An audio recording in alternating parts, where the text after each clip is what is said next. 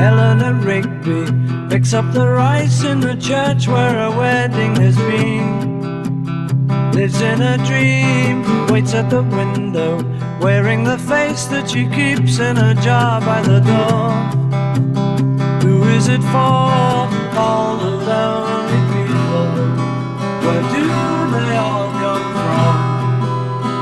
All the lonely people. Where do they all belong?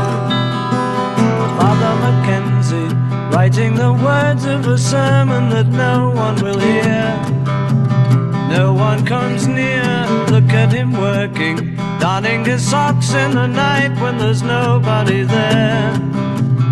What does he care? All the lonely people. Where do they all come from?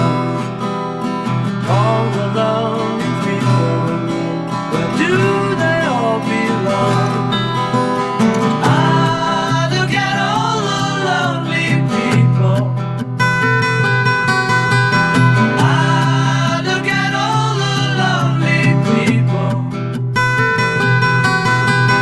Eleanor Rigby died in the church and was buried along with her name.